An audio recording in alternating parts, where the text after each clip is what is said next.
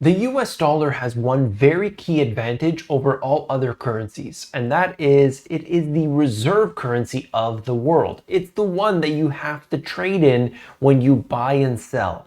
And this is extremely important, and it goes back many decades. In this video, I'm going to explain why that's changing today. Believe it or not, the US dollar hasn't been the reserve currency forever. There was many before that. In this video, I'm going to explain what's happening. Very first thing, we're going to look at Saudi Arabia and China, why that's important. And the second thing is China versus the world.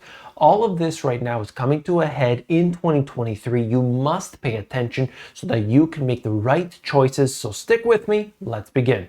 First things first, I wanted to take you back a little bit to explain it in depth, and I'm just going to show you right here that Saudi Arabia considers accepting yuan instead of dollars for Chinese oil sales. This was back a little while ago. I covered it at the time, approximately a year ago. It was March of 2022. Fast forward December of 2022, you have China calling for oil trade in yuan. Again, same thing. I covered that.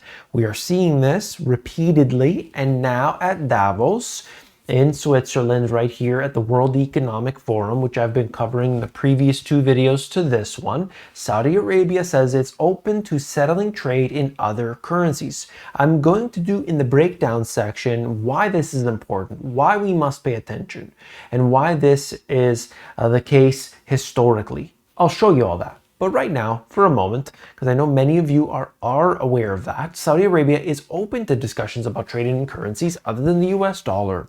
This is according to the kingdom's finance minister. Okay, so this is not coming from some random guy writing an article. This is not me theorizing it. I'm just quoting what we're seeing from high-level officials right here.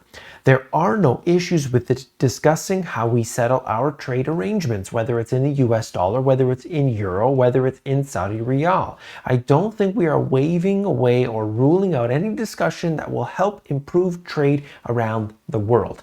And there's something really important about that. Why is it Saudi and China? Why is that even a thing?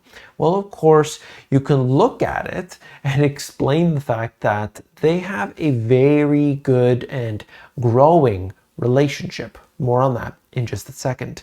Saudi Arabia is open to discuss non-dollar oil trade settlements. This is the world's largest crude exporter. Think about that and hold that thought, okay?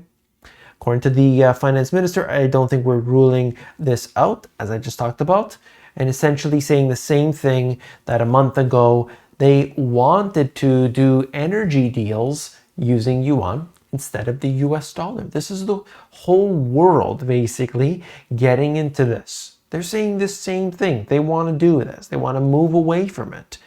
And you look right here, China's oil demand set to hit a record high in 2023. Who is their number one partner? Well, it's obvious, and I've covered this before, and you probably are already aware, but China and Saudi are becoming the biggest partners. China buys the most oil from Saudi. Saudi is exporting massive amount of oil to China. These two are going hand in hand. So you have oil demand set to hit a record high. That means they're going to be buying even more from Saudi. That means their partnership and alliance is going to grow and become stronger.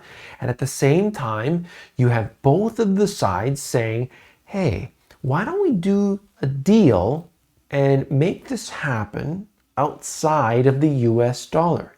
Do you see the level of importance? It doesn't mean that Saudi is going to do all of their trade outside the US dollar. It doesn't mean that all countries are going to do this. What it means is that the two growing partners, the two biggest oil for the oil exporter and importer, are going to do so. It looks like it's going to happen in the near future using actually the yuan, using other currencies other than the US dollar. This puts the US dollar truly at risk. And I'll explain that in the breakdown section. You have to stick with me. We also have to look at what's happening within the economies as a whole. Saudi Arabia can bridge the gap between US and China, according to the finance minister. You see, You look at it, the Saudi kingdom and the US have a relationship that dates back to the 1930s, which has been summed up in broad terms as one of Saudi oil in exchange for American provided security. China, meanwhile, has been making inroads, especially economically, as Saudi Arabia's top trading partner and its largest buyer of oil. Do you not think that that's extremely important? That this cannot be avoided? Yeah, we need to be paying attention to it. Very, very key information today. Now, let me break it down for you. The petrodollar is important because it is the practice of countries around the world using the US dollar to buy and sell oil. This began in the 1970s as a result of a deal between the US and Saudi Arabia, where the US agreed to provide military protection to Saudi Arabia in exchange for the country's agreement to price its oil in dollars and to invest in excess oil profits in US Treasury bonds. This arrangement helped to make the dollar the dominant global currency and ensured a steady demand for US dollars around the world. The potential for oil trading between Saudi Arabia and China in Yuan, the Chinese currency, is a blow to the petrodollar because it would reduce the need for countries to hold large amounts of US dollars in order to buy oil. This could lead to a decrease in the demand for dollars and a decrease in the value of the dollar. If this trend were to continue and more countries began trading oil in other currencies, it could potentially weaken the dollar's status as the world's dominant reserve currency. Like I said, it doesn't necessarily mean it's going to happen and not going to happen overnight.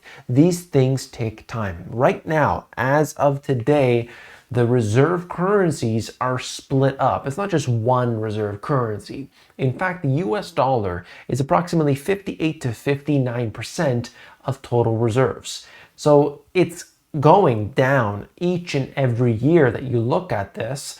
And eventually, it's only going to be, in the next few years, let's say half of the global reserves. And what's increasing? Well, you look at the Chinese currency, you can see the yen in there. You can look at the other ones that are, relatively small in comparison, but the trend has been down.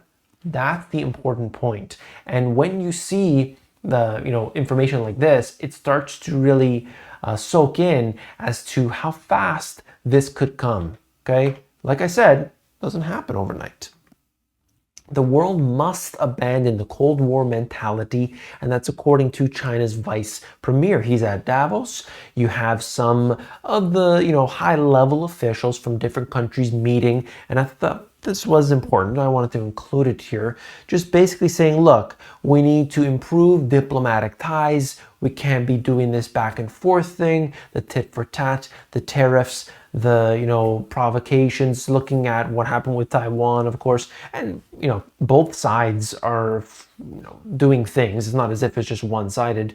And I just wanted to show you that because it really highlights what's happening geopolitically. There's this lines being drawn between the East and West, between the factions that are formed, and I think the way it looks, Saudi is starting to look more to the East rather than to the West. I really believe that, and the data has added up. US-China trade is close to a record, defying talk of decoupling. See, I'm only going to show you the real truth out there. I'm not just going to give you the one-sided information. This is actually good news.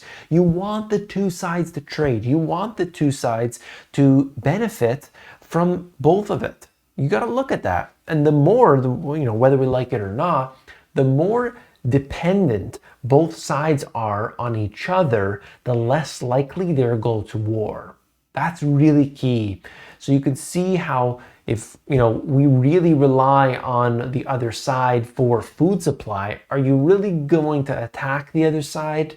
It just seems less likely. It's not impossible, but it's less likely. So that's one thing to keep in mind. Look at this. I mean, I've said this 100 times before, but rare earth minerals, you look at these and overwhelmingly, China dominates the rare earth market. Global rare earth reserves in 2021, and you look at China on the top of the list. But, they show you Vietnam not that far down, and Brazil and so on.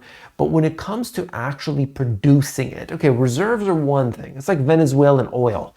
All right, they got a lot of oil, but nobody's pulling up out of the ground, so it doesn't really do anything. Okay, that's what we need to understand. And the numbers are even, when you look at the actual refining and the processing and the producing, China is like 90 something percent of the total. This just shows you the leading country's share of global mine production, and China is 61% of the total. Keep that in mind, because as long as they have that dominance, that's the, like the bedrock of so many different things. If you can't get that stuff, you can't make a whole bunch of other things that go into our technology that we have, which is basically everything. And I wanted to show you this is just to highlight the fact that as China reopens, this is what the markets have been looking for. I talked about this quite a while ago, actually, about the biggest you can probably search for this, the Money GPS, the biggest contrarian trade. And I was talking about this way before, kind of saying like, okay, just watch for this to happen right now, where it would be China tech stocks specifically, and then highlighting the fact that what are they looking for? They're looking for reduced regulations and scrutiny on Chinese tech stocks, and they're looking for the reopening.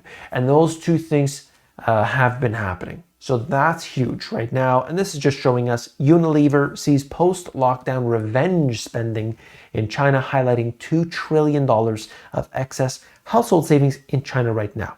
So we'll see that. We'll see how that really helps out the economy. I know a lot of places have been really needing tourists to come to their areas, suffering, whether it's, the Caribbean islands or could be anywhere, Europe, in fact. They really need the tourists to come along. And so we'll see Chinese tourists doing just that. China says the economy to return to faster growth as the isolation ends. We'll see if that is in fact the case, or will they go back to more lockdowns in due time. At the same time, you have the Chinese New Year, which basically highlights decreased production for this period, which is always the case. So we'll see what happens after that. It's going to be a few weeks after that. So we see that into towards mid to end of February, where things start to pick up. This was interesting because I thought it was funny. In fact, China's junk bonds are suddenly the world's hottest credit trade. I mean, people do not learn, but what is it? It's always the riskiest things that take off first. And I wanted to show you that because I think it's important to look at it in depth, just seeing the way the economy is really built. It shows us how weak and fragile it can be. This is one aspect. Chips are the new oil, and America is spending billions to safeguard its supply. You can see, as they say here, recent shortages and fears of China's ambitions to dominate the industry have led to a frantic effort to rev up US production. We'll see what happens. I'm not really sure, but TSMC, the Taiwanese company, is really at the forefront of all of this, so keep an eye on that. Same situation going on as you look for Japan and the US, their partnership. Japan's Kishida says he'll weigh stance on chips responsibly. So they want to put pressure on China as well. So it's not just one-sided. This is coming from a lot of different angles here as well. And then we have just basically saying that copper benefits, and I don't want to highlight just copper. You could look at all these different commodities that will benefit from China getting out of the lockdowns and so on. All of these factors right now, so important, so key to watch. I hope that you see the message for today. Watch what China is doing, how important they really become in the global economy, because that's going to have an influence on the US dollar indirectly when you see what trade they're doing with other countries. They're doing more trade, of course, with the BRICS nations, and Saudi has said, we'd love to join the BRICS nations. So do you see what's going on here? A new reserve currency is being built up within the BRICS. They won't have the status of the US dollar, but these are the things that take time, and each and every moment that we see, whether it's, something like this at Davos, mentioned here or mentioned there, really just, it's like death by 1,000 cuts. So we'll see how this unfolds. If you want to know all those details, all you got to do is hit subscribe. When you subscribe each and every day, I bring you the latest and greatest information beyond what you're going to get out there in the news media. Click that subscribe. I'll see you tomorrow. Take care.